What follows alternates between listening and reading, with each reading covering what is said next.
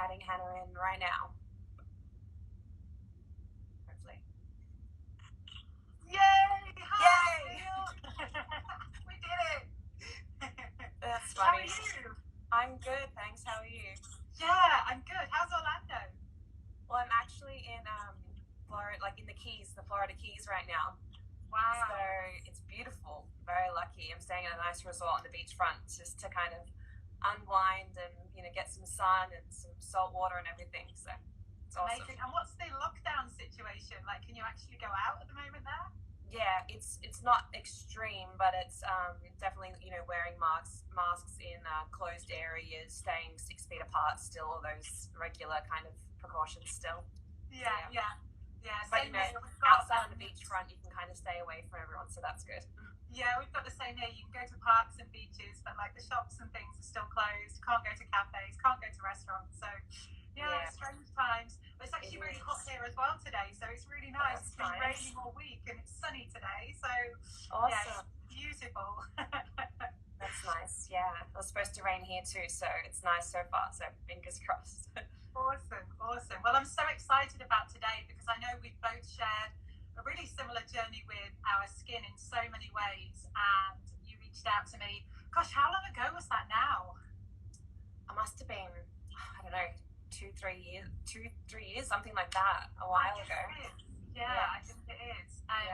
And then obviously what you've been doing since, I think, is just amazing because you've been sharing your experience, and I'm sure that you've got a lot of followers who, whether they suffer themselves or whether they've got friends and family who are struggling with their skin, I'm sure there are people out there that can benefit from your experience. So I think it's just so lovely that you're happy to share your journey. Yeah, and that's exactly what I want to do. And it's been kind of crazy since I did kind of publicly share what was going on with me and my skin. The amount of people that reached out and shared their stories with me and told me they couldn't believe I had it, or they never knew, or all these people just kind of coming out of the woodwork. So I was like, oh my gosh, like we've created something here. We need to keep talking about this and making everyone feel okay within their own skin. I really think so, because I get a lot of people reaching out to me from all walks of life, but I do have some people who I would consider to be celebrities or famous in some sort of way, or certainly to have a public persona. And there are so many that say to me, you can never tell anybody that I struggle with this condition. And obviously I wouldn't. And I look at their Instagram page and their skin looks flawless. They look so airbrushed and beautiful. And their followers are, aspiring to be like them and look like them. And I'm thinking, oh my gosh, if only you knew the reality that actually, yes, this person is beautiful, but actually they struggle with something as well. And so I really wish more people with a profile like yours would speak out, because I think it encourages other people to think, hang on a second, everybody's got flaws in some sort of way, and it doesn't change who you are. No, not at all. And that's the other thing is, for starters, social media can be very deceptive, and a lot of the time what you see is the highlights and the pretty things, not necessarily all the raw hard times people go through. And that's okay. I think that's fine too, because I often, I try to keep mine very positive and uplifting and all the time. But even for me, a lot of people never knew I had psoriasis, and it wasn't necessarily because my photos were edited or airbrushed or anything. It's because I have it in places when on a normal regular day, people can't see it.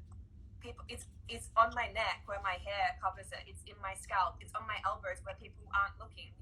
So oftentimes it's right there, but people just aren't looking for it. And I'm not necessarily trying to hide it either, but I knew that so many people had just no idea what was really going on, and it was something that I just felt like I needed to share. Yeah, and I think, there's a difference, isn't there, between covering something up, like you say, with your hair, which is not intentional. You can just wear your hair like that.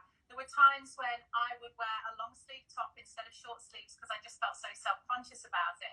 But to me, airbrushing takes it to that next level when you're sharing a sort of false image that doesn't exist. And so fans and people who are trying to, who love you, who copy you, who want to be like you, are maybe looking at an image that they will never be able to attain because it just isn't the truth. So this is why I think what you're doing is amazing, because there'll be so many people that follow you that think, wow, I can still be healthy and fit and beautiful, and actually I'm okay with, speaking out about a part of me that doesn't sit as comfortably, Yeah, I definitely have been that person too that was embarrassed by my skin. That, you know, through my high school years, I covered myself head to toe. You know, I was embarrassed. I never told anyone what was going on. I kept it to myself. You know, I was embarrassed even to go to the beach because people would. I remember once someone was like, "Look at all the polka dots on her skin," and I was like, "That's my psoriasis." But at the same time, I thought, well, I'm here at the beach doing what I think is going to help me get better. So that's all I can do. And that's kind of what I told myself, is I'm doing all I can do. I had a similar experience. I was stopped once at the airport flying home from Egypt and asked if I was contagious right in front of the check-in line. I have had people in the supermarket, like the checkout staff at the supermarket, asking if I got sunburn, you know, and you just think, oh my gosh, do you not think for a second before you say something to someone? And I think it's really, really important to share that actually psoriasis is not contagious. You know, it's something that doctors tell you you don't have the power to do anything about. So quite often you're just on a cycle of medication that eventually becomes ineffective. And actually, I really want to share with your audience today that there is something you can do about this, and that the power lies within you. And it's very much about confidence and empowerment and health and well-being. And that really does come from the inside. So I'm really excited to share that as well today. Yes, for sure. I agree. And I know we will be taking lots of questions. So the last time when you were on Instagram Live, your fans and followers do make me laugh because the comments are so varied, aren't they? Even now I can see them coming up. You clearly have a lot of love, and it is really, really lovely to see. If you want to ask a question, please do so, and I will try and watch them come up along the screen. I can see already someone asking if psoriasis is hereditary. I know for me, my parents did have psoriasis. I don't know if that's the same for you, Tenille. My dad has psoriasis, Yeah, so there is a genetic connection, but just because there is that genetic predisposition, that doesn't mean that we can't control it and do something about it. But quite often, there is a genetic link somewhere in the family. Not always, but it can happen. Yeah, definitely. So do keep asking questions, and I'll try and watch them as they come up.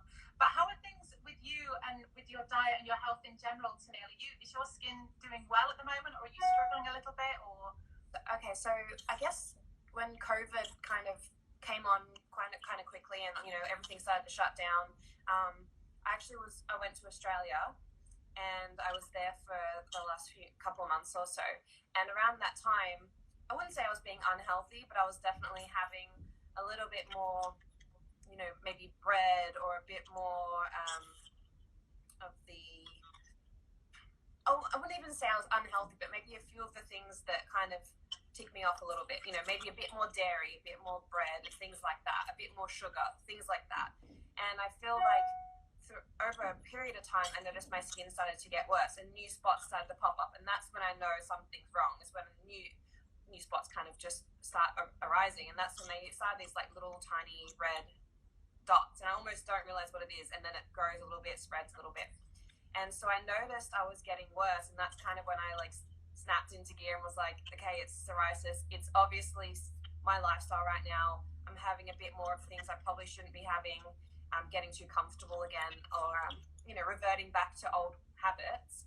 And so that's kind of when I was like, okay, I need to make a change. And as soon as I got back to America, somewhat recently, I basically have been detoxing since. So getting out in the sun as much. It started to get cold in Australia too. So been getting outside as much as I can, getting vitamin D. I've been basically doing a vegan diet again. So I cut out, you know, dairy, meat, all the inflammatory type things, wheat, bread, all of that, and just having lots more fruits, veggies, whole foods, some juices and smoothies, all those things that you talk about, and I know you can go into detail. But since then, I've noticed the spots that started to appear have kind of disappeared, and the ones that I have kind of had steadily for a while have started to get better as well. So I think if you can catch it at that stage, you know, as the flare begins, I think that's so important, because for so many of us, we see our skin flare and we almost self-medicate with alcohol and sugar and junk food because we're so miserable about our skin. So quite often it guilty of that. Very guilty of that. Yeah.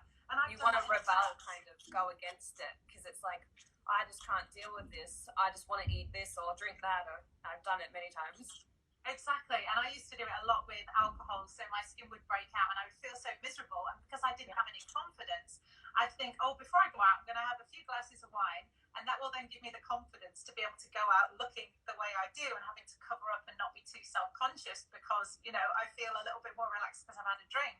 And it's just the wrong thing to do because it's dehydrating, it's putting extra stress on your liver. So for your followers who don't really understand exactly what my regime is all about, because I can already see lots of questions coming up. So I promote this anti-inflammatory alkaline diet that Tenille is talking about, which is plant-based, although please don't be put off trying it if you are still including meat in your diet, because this is all about transitioning. So making as many positive changes as you can. But I don't want this to feel completely overwhelming to the point where you think, my skin's flaring, I've got terrible psoriasis, but I couldn't possibly begin that diet, because lots of it is very strict. So for me, even if you can just begin to incorporate a few green juices every day, to drink lots more water, that would be a really great place to start. And, you know, the plan that I share in my book, which is the plan that you followed, Tenille, when you healed your skin, is a very strict detox. So it does begin with 3 days of nothing but juicing, and then light soups and salads introduced, and then plant-based recipes introduced after that. So it's very much step by step. But the idea of that is to allow the body to experience a cleanse, and quite often at the start of that plan, skin can get worse. And I think that is a real worry for so many people. So my skin through detox got worse. That's because the liver and the kidneys are learning to expel toxins, and the skin is our largest organ of detoxification. So it goes into support mode and tries to help that process. And you might speak to your doctor or your dermatologist, who quite often will tell you that diet doesn't play a role. Although I'm really excited because there's so much research finally coming out that is supporting the fact that diet is key and crucial to psoriasis. That still blows my mind that I was and still am told that so often. It's like a completely different system. It's insane. But, you know, even on a purely logical level, it makes absolute sense that an inflammatory skin condition, which the Psoriasis Association acknowledged that psoriasis is, would be helped by an anti-inflammatory diet. I mean, that's just pure logical sense. Yes. Absolutely. There's some interesting research that has been done correlating psoriasis with the bowel, which in turn takes us back to the gut and digestive health. And that absolutely concludes that, you know, digestive health is key to psoriasis, and so much more research coming out constantly. So I'm excited the way in which the medical profession is finally going, but it's still so backwards in the sense that I would say 80% of people who come to me say their doctor tell them, you know, actively tell them that diet will play no role. Yep. So, you know, that's crazy, because how can what you put into your body not help, not either help or harm, depending on what you're feeding yourself? It's crazy to think otherwise. So yeah, for anybody who is struggling with a skin condition, and actually it doesn't just go for psoriasis, it's for eczema, acne, rosacea, you know, any inflammatory skin condition can absolutely benefit from an anti-inflammatory alkaline diet. Yeah. So, and there will be certain countries in which it's easier to follow as well, I guess. I don't know if you find it easy in Florida. I guess they're probably quite health conscious, that you've got health and whole food stores available to you. Yeah, it's pretty accessible, I think, in Orlando. I've noticed I'm out here in the Marathon, Florida, the Keys kind of area, and there's only one shop I found so far that is like that, health conscious, is a little market and a little eatery. So it's harder. So you kind of have to plan ahead when you're traveling, you know, to make sure you have access to the things you need and don't just fall back into, oh, we'll just eat whatever, you know. Yeah, traveling is really difficult, and especially for your work, that must be really difficult when you are traveling all over the place, because that's when I find it most difficult. If you're in airport lounges or train stations or bus stations, the food that's available is just not the best at all. Yeah, so being prepared is definitely a good tip. Yeah, I noticed some other questions popping up. Coconut oil, is coconut oil helpful? Now, for me, it was absolutely. I don't know if that's something that you have found useful as well. Yeah, so when mine was really bad, whenever that was a couple of years ago, I was like lathering myself in coconut oil, like head to toe, and just would try to sit outside for a little bit, get some sun, and just keep my skin super hydrated with all the oil.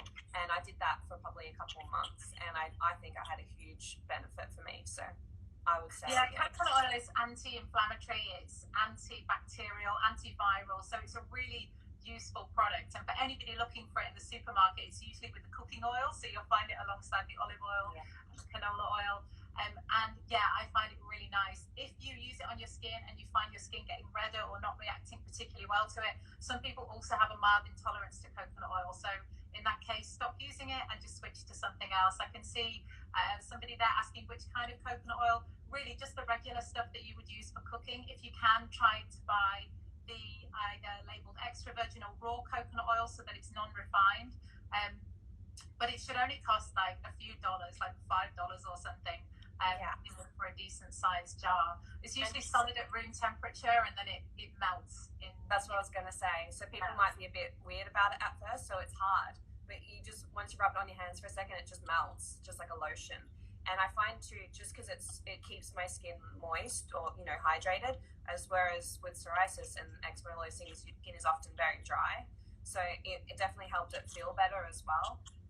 So that's, a lot of people ask me, like, what do you use on it? What can I put on my skin? I've got this cream or that cream. It's like, use something natural like coconut oil as opposed to whatever other, 50 ingredients are in that lotion you're trying to put on that might be making it worse. Yeah, and a lot of the time the commercial lotions contain petroleum-based ingredients. So they're labeled as paraffin or petrol or petroleum. And if you see those in a lotion, and unfortunately a lot of these are lotions that are prescribed for psoriasis, so this always really frustrates me. But actually that really causes a problem because, petroleum is a toxic ingredient in large quantities. The last thing you want to be doing is smothering your skin in highly refined petrol. It's just not conducive to healing. It also knocks out the balance of your skin's natural pH. So again, just not something you want to be doing. You need to use a product that supports your skin's natural oils, that encourages natural oil production instead of, something that's going to leave your skin even drier. The problem with the petroleum products is you almost build up a tolerance to them. So your skin just needs more and more of them. And I guess that's why, people who begin on that cycle of thick, heavy emollient creams find they're applying this stuff 3, 4, 5 times a day because it's absorbing, sinking in, and then you almost immediately need another layer on. It's just crazy. So something like coconut oil is just a much better alternative. Even olive oil, almond oil, if your skin doesn't particularly like coconut, there are lots of different options, but just not those commercial lotions that, like you say, are full of 50 ingredients, usually highly fragrant. So that's really irritating to skin as well. And I tried a bunch over the years. That's why I say that, because I know from first-hand experience, and the ones they prescribe from the doctors that have small percentages of the medication in them too, and none of them worked for me. I just had either no effect or it made my skin worse, it seemed, like you said. Yeah, and that cycle of being on steroids. So for anybody that's used steroid creams, they seem like the magic solution when you put them on the first time. So for anybody who gets a positive response from using steroids, it will seem like you have found the perfect solution because you put them on, and sometimes within just 2 days, psoriasis disappears. But then you stop using the cream and the psoriasis comes back, but often like 10 times, 20 times as bad. And you go back to the doctor and they prescribe a stronger steroid, and you go through that cycle again, and the psoriasis disappears, and you stop using the steroid and it comes back again. This whole cycle just gets worse and worse. And I had that cycle for about 20 years of my life on various different creams, and each time I'd think, right, I found the solution. But of course the reason they don't work is because what we're seeing on the surface of the skin is just a symptom of an underlying problem. So by treating the psoriasis, by treating the skin, all you're doing is treating a symptom. The underlying problem, which I believe begins in the gut, is still there. And I think this is where doctors are getting the treatment wrong, because actually what we need to focus on is treating the gut, healing the leaky gut that I believe is triggering our skin, and then the symptoms will disappear all by themselves. Exactly. And that's what finally made sense to me when I came across, your book and your diet, is that sure, you can treat something, but I want to know why I keep getting it, or why it keeps coming up, or why it's way worse sometimes more than other times. Like, I want answers. I don't just want to keep putting a cream on or something. So that's when it finally suddenly all made sense is, oh, okay, it's what I'm eating or what I'm drinking, what I'm putting inside my body. And if I just tweak that a little bit, then I will have amazing results. And it's shown for me every time. I can see a lot of questions. What's the diet? You know, what should we be eating? What should we not be eating? So the things that I tend to avoid, like dairy, I find incredibly problematic. So it's interesting that you talked about dairy there, because I find that a real trigger for me. Dairy can be a problem on a number of levels. So firstly, dairy is often full of natural hormones because, of course, it comes from a cow. So the mother has gone through pregnancy to express the milk. Never sounds very nice, which is another reason I'm pleased to be vegan. And as a result of hormones which are transferred into the milk, then quite often they also use antibiotics in the dairy process to ensure that the cow isn't getting sick. So there can be trace antibiotics in the milk. And all these things have a negative impact on our gut and can trigger inflammation. And that turns to chronic inflammation, and that can be a real problem for our skin. Sugar, of course, highly refined sugar. So the reason that sugar can be particularly problematic is, again, it triggers this process of inflammation in the body. It's almost telling the body there's a problem, and these inflammatory markers come up. And these comments are so distracting sometimes. They do make me laugh. Thank you for the accent comments. So they trigger this inflammatory response. And what we're trying to create is an anti-inflammatory, calm environment in our gut. And the same with, heavy meats. They're so difficult to digest, so they sit there in our gut, and our gut is working overtime to try and digest them. All this is putting extra pressure on the liver and kidneys, which are supposed to be doing their job in expelling toxins. And so this increased burden on the body is going to make, it has to come out somewhere. For some people, it can be IBS or stomach cramps. For other people, it can be a migraine, a headache, that sort of problem. And for those of us with skin conditions, it comes out in the skin. So for me, it's a very visible barometer of what we're putting into our body and into our gut. Yeah. Someone asked, what's a suggested substitute for milk? So that's a good question.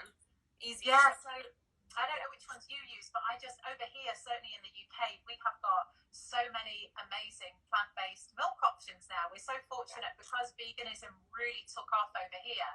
Almond milk, coconut milk, hazelnut, cashew, we have got so many different options. So the only one I would say to avoid is soya, because again, we've got the hormone situation there. So soya can be problematic, and I would say out of all of them, that's the least recommended. I would go for something like almond milk or coconut milk. Sometimes it can depend on what you enjoy as a taste. Oat milk can be really good in coffee or tea, if you're a coffee or tea drinker.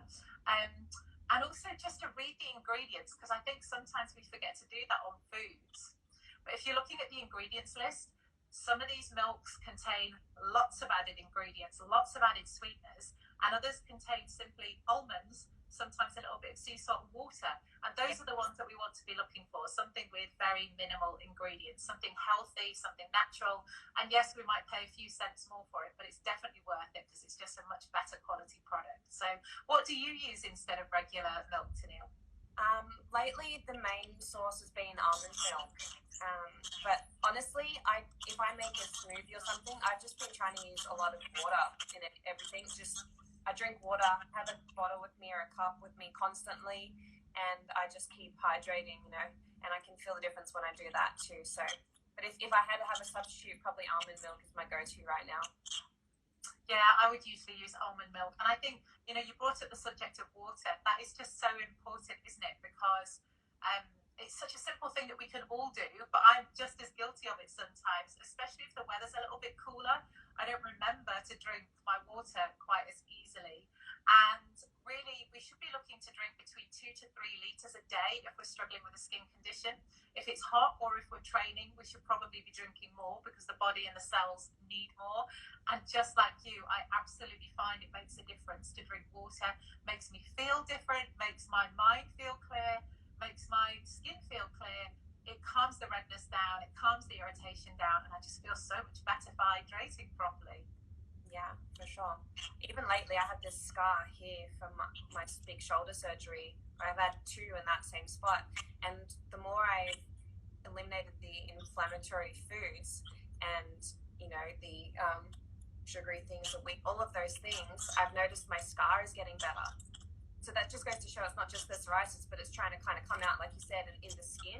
And this is often very raised and red over the last couple of months, and it's starting to flatten out finally. And I couldn't work out why it was taking so long to heal, but finally I see results. I'm like, it's working not just for my psoriasis, but I'm feeling better as a whole.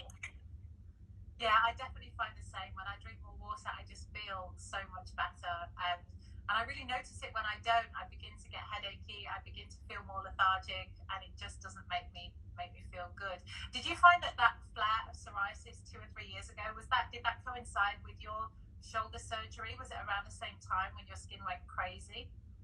It was right before it, actually, but it was around the time where I was just traveling constantly. I was hardly ever home, not just around America, but across the world and back and over and back. I was just going to and forth everywhere, hardly having any rest time, probably overdoing it in the gym, just really stressing myself, even though I felt like I was in control and in a good state. I think I was just putting way too much stress on my body at the time. And then, as I mentioned in the other part one of my psoriasis video, is for me, it's when I get sick, it was like a throat, like I had a very sore throat for a while, a few weeks, and then I finally got sick, and it's at that point my body just kind of, the psoriasis breaks out. So it's to do with, that's kind of the trigger, I guess, is the sickness, and then anything and everything I eat after that basically makes it worse, so I have to be very careful. Yeah, I find that strep throat is most definitely a trigger for so many people. There's definitely a viral connection there, and again, I think what happens is our immune system is weakened, and that gives this the psoriasis the opportunity to thrive, and the inflammation a chance to really kick in. And for me, strep throat itself has been a problem in the past as well. So I find a juice, and this is definitely not a nice tasting juice, but a juice with lemon, apple cider vinegar, a clove of garlic, some ginger, and an apple, just like a shot. It's really strong. It's not pleasant, but it tends to help kill the bacteria that lives in the throat that thrives in the strep infection. So what I do these days is, if I can feel that sort of first tingle of a sore throat, is neck one of these shots to try and kill it before it has a chance to take hold. And I find that I'm more susceptible to viruses like strep when I'm run down, when my immune system's weak. Like you say, you're traveling lots. Definitely. Stressed out. Yeah. I saw someone asked about spicy food as well, and that's a really interesting one. So I know that you mentioned in part one about nightshades. Nightshades are a very unique group of vegetables. So they are part of the deadly nightshade family of plants, and they include tomatoes, white potatoes, chilies, peppers, paprika, goji berries. I think I've covered them all. Oh, tobacco is also in there. So if anybody's a smoker, that's another reason to quit the cigarettes. But there's a full comprehensive list online, and they should be avoided because they contain alkaloids. And the way that nightshades work is they have this inbuilt protective system in the wild that protects them from pests.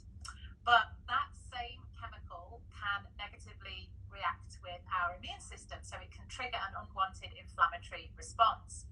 And there are just not enough studies done on this at all, which is really frustrating. But then, it's no wonder which pharmaceutical company would possibly want to do studies on simple fruit and veg. It's just never going to happen.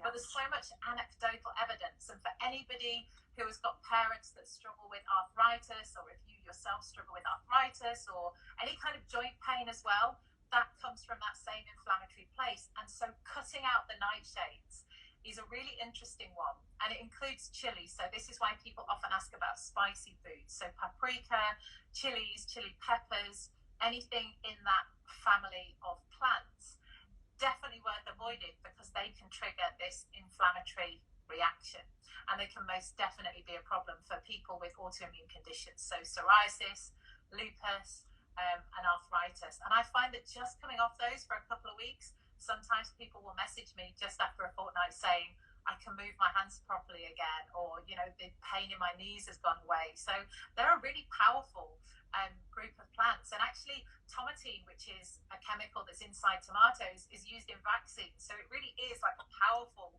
plant component.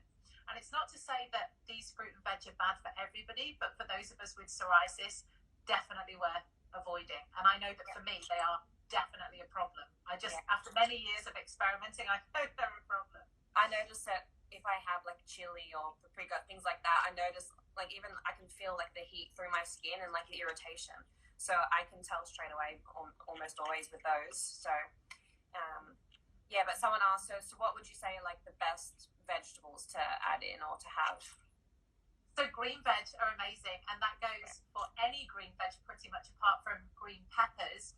And it really depends where you are in the world as to what's available. So right now in season here in the UK, I guess we would have broccoli, green beans, asparagus, kale, spinach.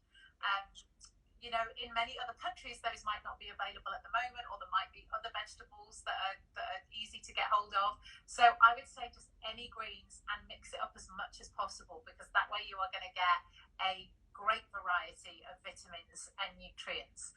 And especially, you know, if you can keep a variety of different greens in your diet and in your green juice, you are going to get that mixture of nutrients, which are incredibly beneficial for your skin. Yeah, and it doesn't have to be boring either. You can, keep it, mix it up or keep it interesting. Yeah, so exactly. Hate what you're trying to have. You can find a way to enjoy it too. Exactly. And, you know, like celery is always talked about because medical mediums started promoting that.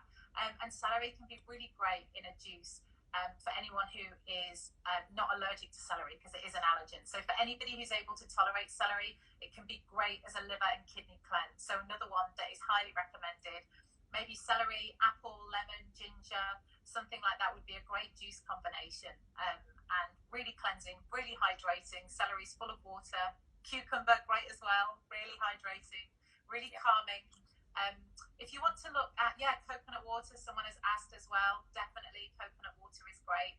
If you want to check out a really simplistic chart, an acid alkaline chart would be a good one to look at, because that will most definitely give you the basics on what you should and shouldn't be eating. So if you can base your diet on lots of alkaline food, that would be the way to go. And it's not to say that you have to eliminate the acidic side of the table forever, but most definitely try and eat as much from the alkaline side as possible to tip the balance in that direction, because that will just help support your body. Somebody else asking about eggs as well. Do you still eat eggs, Tenille? Because I'm interested to know that. No, so I asked you about this recently, and I thought maybe eggs was part of the big problem for me, so I cut them out just to kind of see. And I think if I, cleared my skin up, I would maybe try and introduce it on a much smaller scale, because I was having them every day. So maybe, once or twice a week, but maybe not every day. And I'll definitely kind of do it in a situation where I'm better, and that's maybe the only thing I'm testing out, so I can really tell if that affects me or not. Yeah, so eggs can be a real problem because, again, we've got the antibiotics in the food chain system, because the chickens are quite often fed those as standard, just to stop infection within, small confined spaces, even the free range ones. And they tend to be more problematic for eczema, but they can also be a problem for psoriasis. So I actually, because I used to get them from the little farm next door and they no longer have chickens, I actually don't eat them anymore, because the supermarket ones, I just know that they're going to be full of the medicine, antibiotics. So exactly. And then saying egg whites, it's the same thing. Egg whites, same thing, right? Yeah, exactly. And I guess a lot of people are asking because they would see that as a good source of protein. So then it's about looking for alternative vegan sources of protein. Do you find there's anything in particular that you eat or that you use, because of your training? So that's one thing I have struggled with a bit, is worrying I'm not getting enough protein, especially if I'm trying to do like a vegan diet. And that's also why I kind of go back into a more regular diet after.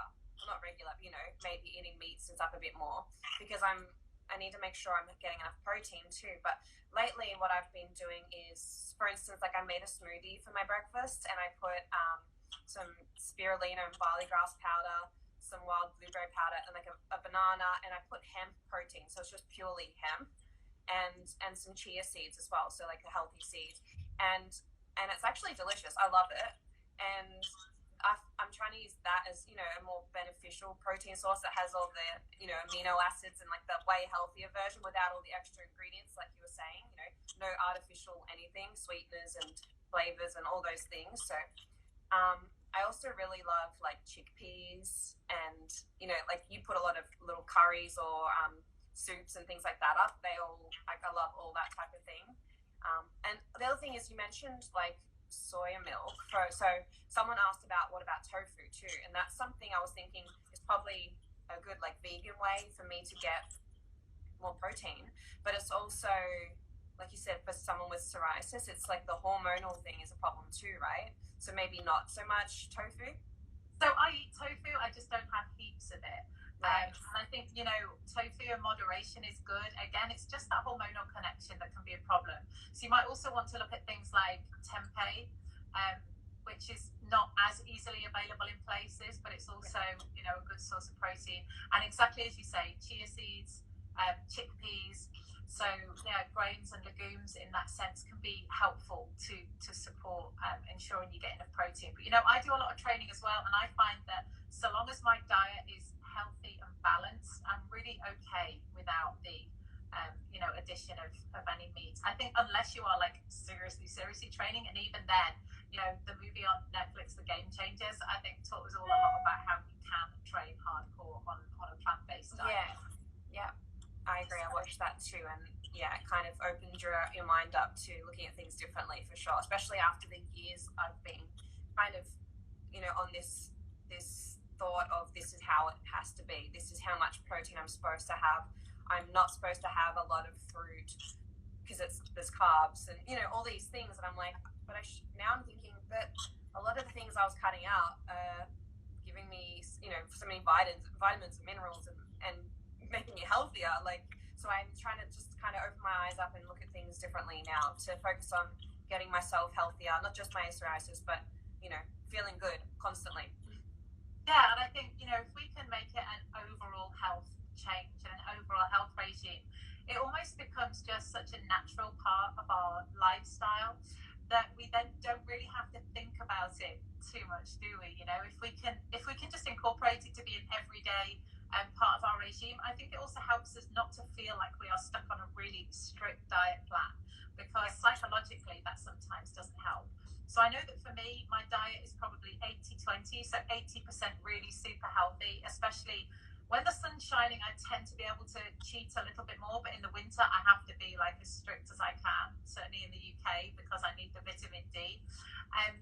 And then 20% is just a little bit more relaxed. So having, you know, cake at a birthday party if somebody's serving cake, or, you know, enjoying the odd ice cream in the summer, and not feeling guilty about it, because I think that's important as well. Otherwise, if you constantly feel like you're on this super strict detox, it's impossible to envisage it as a long-term lifestyle change. Yeah, completely agree. You need to find a way to make it enjoyable and sustainable. Yeah, I think so. And lots of people asking where to begin and how to start, you know, this change if they're struggling with their skin conditions. So, somebody else saying, yeah, winter makes it more difficult for me. I think vitamin D is really important, isn't it? Yeah. If you've got psoriasis, I think for so many of us, we are vitamin D deficient anyway. And certainly if we're struggling with a skin condition, vitamin D is extra important. So, yeah, if anyone's looking to make a start, I mean, most definitely reach out to me on direct message like Tenille did, because I really do try to reply to everybody whenever possible. But I would say a simple beginning would be to download that acid alkaline chart, which you can just get online, and start drinking the water, start drinking the green juice, and those are just really simple ways to begin. And start transitioning away from some of the foods that are acidic and that are full of sugar and that are processed. You know, in the Western society, it's really easy to eat lots of processed, ready-made foods, when actually, you know, taking that little bit of extra time to make a meal fresh can be so much better. I know a couple of other people were asking about meat and fish and chicken. So I would say fish is not necessarily a problem, especially if it's wild caught fresh fish. Where it can be a problem is if it's farmed fish. Again, when they throw the foods meat into the tank, they're quite often throwing in a heap of antibiotics because the fish are so closely cramped in these tanks that otherwise they're susceptible to infection. So again, you know, if you think about that, we are just absorbing lots of antibiotics through the foods we're eating, which is no good either. So yeah, wild caught salmon or wild caught tuna would be better options. And then it's important to think a little bit about the mercury and what we're doing to the oceans. So from an ethical standpoint, and again, you know, the mercury is not ideal on an overburdened liver. It might be better to exclude it altogether. But if you're really struggling with the transition, that's where, you know, gradually moving towards fresh fish rather than heavy meats such as beef and pork can really help. Right, and they're much harder to digest, right, for your body to process. Yeah, those heavy meats are just such a a burden on the digestive system. They are really difficult to process and digest. And when our gut is already working so hard to keep us well, this is where juice diets can be really useful, because actually it requires nothing in exchange from the body in terms of digestion. So the body has a chance to repair and heal itself. And yeah, this is where not eating those heavy foods that are going to really tax the digestive system can be important. So yeah, and for me, just recently, like the main things I try to focus on is not having the processed foods. You know, starting my day by drinking water, starting to hydrate myself, having like a smoothie for breakfast. I got up and did yoga here at the resort this morning, so you know, start my mind with my day with a positive outlook. You know, feel happy and healthy, and in a good frame of mind to, you know, do what I need to feel better and to get better. So that's something I want to implement in everyday life. You know, try not to stress as much and not worry even about the diet, like you said. Just kind of gradually do what I can here and there, and eliminate the things that I know are going to cause problems, and try to be better where we can. We should also talk a little bit about stress, because I absolutely believe that can have a really detrimental impact on our skin. And for so many people, they talk about that as being like a primary trigger. So sometimes it could be nothing else but the stress that triggers the reaction. But I tend to find that the reason that stress can be problematic is not necessarily the stress itself, but what tends to happen is our body experiences that same inflammatory response to a high level of stress. So when we look at stress on our gut and what it does, it overburdens our digestive tract. So that's really strange to think about, because when you think about stress, you think about it going on in here, like it's our mind working overtime. But actually, if you really think about it, when we talk about being stressed or anxious, we might talk about butterflies in our stomach or a gut feeling, like it really sits right there. And so because there's this close correlation between what goes on in our brain and what goes on in our digestive tract, it's that gut-brain axis that's got this really tangible, close connection. And that's where we need to work on the stress to stop it impacting the gut, to stop it impacting the skin. When you think about it like that, it does make logical sense. And stress can sometimes be one of the hardest things to work on. And I always say, you know, we can't do anything about stress because we live in stressful times, especially at the moment.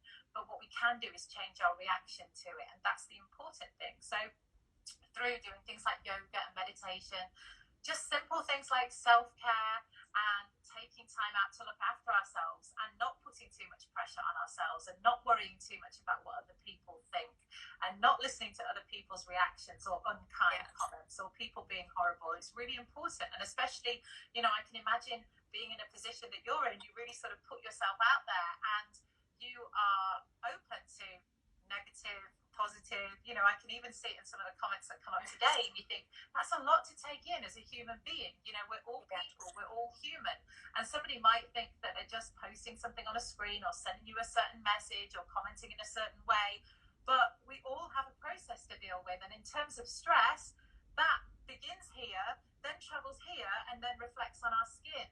And so this is why I think lots of people in very high profile positions struggle with their skin, because they are dealing with a barrage of stress every day in one form or another. So stress can be the most difficult thing to acknowledge and work on as well. If I say to somebody, change your diet, drink a green juice, you know, take on 2 liters of water a day, make these changes, quit processed refined sugars, that's a really tangible thing to work on. But if I say work on your stress, what does that mean and where do you start? And this is where changing my wording to something like practice a 2-minute meditation. So download Headspace or Calm or one of those apps and listen to it, because it will talk you through it. It's a really simple couple of minutes out of your day. That can be a really good point to begin. And if you feel that stress is chronic and it doesn't go away, and you are dealing with something bigger than just the everyday stuff we all have to process, working with a therapist can be really beneficial. And I think that's something that I wish people were more confident in talking about, because a therapist is just somebody who's there to listen. And for anyone who's struggling with a skin condition where the condition itself is causing them a whole load of stress, that cycle is really self-perpetuating. So the skin flares, you're stressed because of it, your diet is unhealthy, that doesn't help. So you're getting more stress because you can't correct it. And the whole thing just turns into a circle. Yeah. And you know what? I think times are changing, and the amount of people I know that see therapists and openly talk about it, I think it's amazing. So many people are getting help for themselves, and it's making their life better as a whole. So I think that is important to talk about what you're going through, which is, what I've been doing with my skin. And even since then, I feel so much better about it. Like, for starters, I feel like I don't have to hide anything. I don't feel embarrassed about myself because, through that journey of having, psoriasis somewhat bad since I was about 15, 16, around that age, it's made me who I am today. So it's made me strong and resilient. I've definitely got all kinds of harsh comments, and, I had my times where I've been embarrassed or ashamed, but as a whole, it made me strong mentally, where I thought, well, I have to deal with myself right now, and I can't take in what they're trying to say or make me feel, or, like you said, over the past 6-7 years as a professional wrestler, with the fan base, there are fans that can say some really harsh things, but that just I have to accept that comes with the job and the territory. But I guess I've built this filter where and I will say, I do have a very positive and amazing fan base.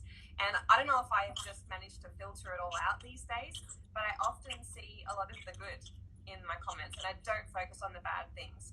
And overall, all I try to say to myself is, I just want to do the best that I can do, and I don't care what anyone else has to say about it, or their comments, or how they want to try and make me feel, because all I'm doing is my best, and that's all that matters. And I think that's really important. I think, those comments, especially if you are able to focus on the positive, who cares about the negative? I think if, I've suffered like you since I was 15. So if we've been through that and been through all those years of that, there's, people can throw all sorts at us, but actually I've been through worse. I've been told worse. I've had words said to my face. And it's most definitely made me strong and empowered as well. And I think it's led me to exactly where I am today. It's helped me start businesses. It's helped me stand on my own 2 feet. It's helped me travel the world independently and be my own person. And I agree, a lot of that comes from having battled with this very visible condition, which is taxing physically and mentally. So I look back and have gratitude for it. And that's a really strange thing, I think, that a lot of people find odd. I wouldn't change it for the world, because, like I said, it's made me into this person that I am, where I'm confident and strong, and, I go after things. I don't let what anyone says stop me from doing anything. So I'm glad that I went through those hard times, because now I'm much better because of it. Yeah, I agree. And I think, anyone who has been on that journey and come out of the other side, to me, is just such an amazing warrior, because it's so much to go through as a human being, something so incredibly visible. I think anyone who's been through it is amazing. A few people also asking about medication as well. And so I quit all my medication 6 years ago, and my skin has been clear ever since. But I will say that I do follow, a pretty strict diet to keep my skin that way, pretty strict meditation and exercise regime. And just like you said, Tenille, there are moments when the stress or the travel or the burden of, not being at home and being able to make food for myself does start to cause those little red dots to appear. So I know it's something that I will always have to work on and always have to manage. In terms of medication, if you are taking medication at the moment, I would definitely say speak to your doctor before you think about quitting or changing anything. I think that's really important. But if you're wanting to come off the medication, and quite a lot of the time those are strong steroids or strong immunosuppressant drugs, I would come off those gradually and speak to your doctor about doing so, because sometimes quitting the steroids or quitting those suppressants is basically taking away the very thing that is suppressing your symptoms. So by stopping them cold turkey, those symptoms are going to go absolutely crazy. But instead, by weaning off them and simultaneously following a healthy diet, actually that's much more, a much calmer way and much more beneficial, I think. I agree, and I try avoid all medicines too. But that also just ties back into how sometimes it can almost get worse before it gets better. But don't be discouraged. Some people might stop and think, well, now it's worse, I'll just go back to taking the steroids or whatever it was. So you can expect things to get worse, and it's almost like your body detoxing, right? Getting it out before it gets better. And I had that happen recently. I thought, I feel like I'm doing all the right things. Now my skin's worse, but then I remembered, okay, give myself a few more days or so and see if it's changing. And then it did. And it's kind of quick sometimes, the changes too. Sometimes it can be a period of time, and then all of a sudden I see wow, I didn't realize almost, because you forget. I'm like, those spots I had are gone. Yeah, and sometimes it can be literally overnight. You wake up the next morning, you think, gosh, the redness has massively calmed down overnight. So the change can be quite dramatic. For anybody who wants to learn more, because I know we've only got 5 or so minutes left, so I will just explain that the book that Tenille was following was this one, which is my book Radiant. I think it shows back to front on the screen, but you get the idea. And my name is Hanna Sillitoe, so that's on the cover of the book. It's also available in French, Spanish and Hungarian. We've actually sold 28,000 copies around the world now, which is amazing, because all those people share their stories, their experiences, and that's just so lovely. So for anybody unsure as to whether or not this is for them, please just take a look through my page, because people share their honest before and after pictures, and I think those are always so inspirational, just to show what can be done through using food to heal. So that was really on Amazon too, right? You can easily order it. Amazon.com. I think in Australia, Book Depository hold copies of it. It's on Amazon.co.uk. It's on my website as well, so you'll find a link to my website in my profile.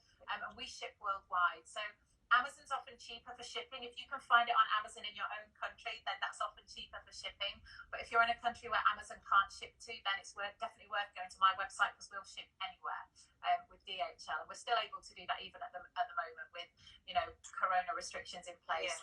We're still shipping out, which is great. So, and there's a free guide on my website too. And if anyone has got any personal questions, or they want to ask anything that they would rather not ask in the comments, then please do ask me, because I get hundreds of messages each day, but I really do try to reply to each one. Help people. And also on the My Goodness Recipes Instagram page, Hanna often posts recipes or ideas for what to eat or drink or those things as well. And recently I've put a couple of things on my Taste of Tenille, the cooking shows I do at home. So put a couple of things that are more vegan, plant-based, healthier ideas of dishes. And I made sweet potato brownies. They're actually delicious. I made more to bring with me this trip. I saw that. I saw you do that. They're so good. I really love them. But so I've been looking at a lot of just Instagram pages to get inspiration and ideas of what I can be eating that's cleaner and healthier, the alkaline diet, things like that too. And I just wanted to kind of touch back on going back to, the mental and emotional part of the psoriasis too. But years ago, when my skin was so bad, all I ever wanted to do was be a wrestler, as that was what my dream job. And as a child going through high school and having this extreme breakouts head to toe of psoriasis like I did a couple of years ago, I had that for years back then. And I just remember I was just completely mentally, physically, emotionally drained. I was done. And all I could think was, I want to be a professional wrestler, and I can't ever do that looking like this. And I used to just cry. It makes me emotional right now, but I was just devastated in the idea that I thought I had to look a particular way, and that I was never going to be able to. Oh God. Don't set me off, Tenille, because you'll set me off. I absolutely know what you mean, and it's not just a visible job like that, but certainly over here, jobs like being in the fire service you can't do if your skin is bad. I think it is such an emotional subject, and I think you're so incredibly strong, and that just makes it even more amazing that you have gone on to do the job that you wanted to do. I guess what I was trying to say is that stay positive, because nothing is impossible. And I thought it was. I really, truly did. I thought that I was never going to achieve my dream, and I did. And I have this amazing life now. You know, I'm still, you know, learning so much and growing as a person. But what I thought I would never achieve, I did, and I managed to heal my skin and get better. And that was even back then through diet and changes. So, you know, there are answers for anybody that thinks that they're never going to get better or that they can't get out of this rut. You know, there is a way. And I think it's also amazing that you've achieved your dream and that you're now also sharing, you know, your very real and raw experience to help others. So, yeah, I think you're amazing. And I think, you know, you doing this to share your story is incredible, really empowering and positive. Thank you. Hopefully it's helping a lot of people. So I hope so too. I know that, you know, it's a couple of minutes to go and we're probably going to get kicked off here very soon. So, yeah, I just think today's been amazing. And thank you so much for all the positive comments that have been coming up, because it's really lovely. Even just seeing the smiley faces. I know I've seen a lot of people who follow me as well on Instagram, and that's really lovely, who've had success following the book. And what I do find with my community is that anybody who reaches out for help and to share their story gets this lovely, supportive, warm feedback from people who've experienced, you know, exactly what you've been through, what I've been through. I think it's a wonderful community and a great way for everyone to support one another. So if people aren't sure where to turn, please do come to me, because, you know, I think it's just, I think sometimes just sharing and knowing somebody has been through the same thing is really important as well. Yeah, and I want to make an effort to keep sharing my journey, my experience, and, you know, anything new that I learn with my following as well. And so thanks for coming on with me today. I hope that's helped a lot of people. And I'm going to add this to my YouTube as well, Taste of Tenille, so anyone can go back and watch it and write notes, whatever they want to do. Yeah, I think it's been great. And I know I got a little emotional, but because it's real and it means so much to me, and it's literally shaped my life. So hopefully, some people can get some good out of this. Thank you so much, Tenille. I really appreciate you inviting me on today. I've loved it. Me too. It's been awesome talking with you. Thank you so much. Right. Take care. Say goodbye. Bye.